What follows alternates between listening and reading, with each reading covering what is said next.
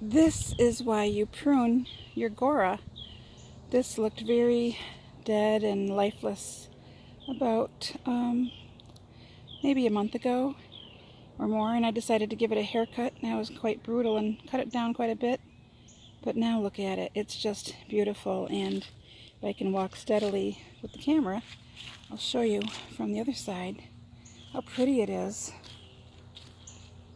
It is, there's my shadow.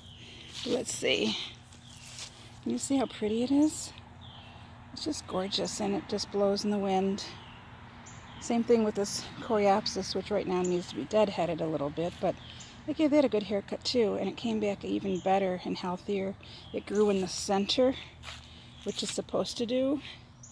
So don't be afraid to give your plants a bit of a haircut midsummer into fall, because today is October 18th and I still have some beautiful things in the garden.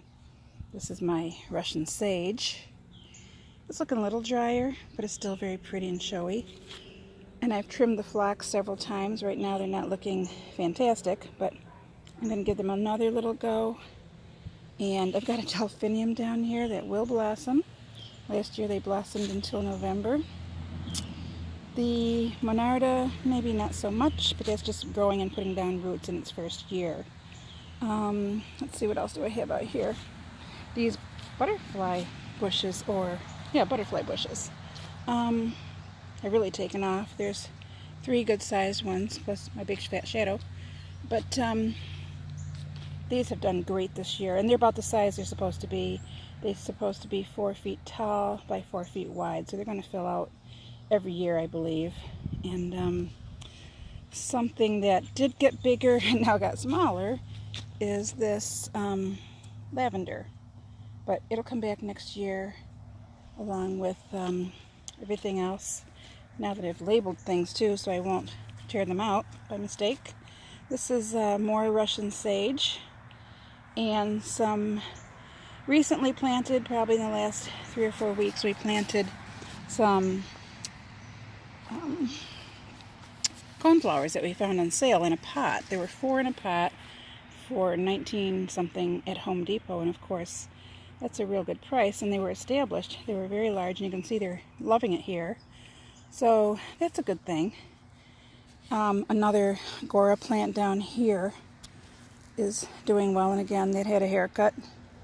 I have carnations that finally this fall spread out a lot, and I can identify them even in the winter because they don't really die back. They just kind of stay there in their pretty greenish blue state. And I have a foxglove, which I'm really excited about because I wasn't sure this was a rebloomer, but it's rebloomed all summer, and even now this is the tallest bloom it's had, except for the first initial one in the spring. So I'm happy about that. This is a alyssum in the background here, and that was an experiment. I planted that to find out if it would grow. It was something I bought in a box at home at Dollar General, and I just took it and raked up the area because there's nothing planted there, and scattered the box contents of seeds and fill. And I got a nice bed of sweet alyssum, and I'll tell you, it is sweet. It lives up to its name. So luckily I found more boxes at half price at Dollar General in this fall. So guess what I'm going to do? I'm going to plant a lot more of that in the fringes of my garden. So we have daisies up right now still, and in my shadow. And we have a few blanket flowers. We have these sedum, autumn joy, and the remains of other cone flowers that have gone to seed. Here's the blanket flowers. And I'm going to walk around and show you this big blossom that we have on the hydrangea. Here's more autumn joy.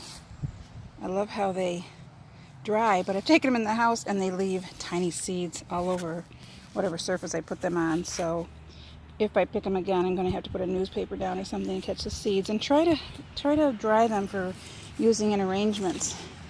This is a real cool plant. It's an hydrangea. They only gave me 1 blossom, so I guess the blossom part is the cool part. And this is huge. You can see, compared to my hand, how big that is. And I probably will pick it. I haven't yet. I've tried to let it live on the bush, but it's big. I think there's even a bug in there somewhere. I see a bug. But it's had a happy life.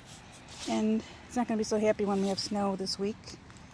And here is our trellis. And it has a lot of these very cool seed pods left from the clematis, which I think are just fantastic. And I can't wait to see what happens to them this winter when there's snow on them. I hope they stay. And I have to read up on what to do with this next year, because I don't know if I cut it at all or cut 15 inches off the top or what. So that's what I have to do. But this is my October 18th or 19th or 20th, I think, whatever day it is. This is my chronicle of the garden as it is today. You can see those mums back there have kind of fallen in a circle from the center, but they're still pretty, and I might pick a bouquet. I even like the bird bath with the leaves on it. I think that's pretty too. But, you know, things do have to change, and I'll have to take things in. So, and start decorating inside for the holidays. I've got fall decorations, Thanksgiving, and Christmas. So, that's it for now.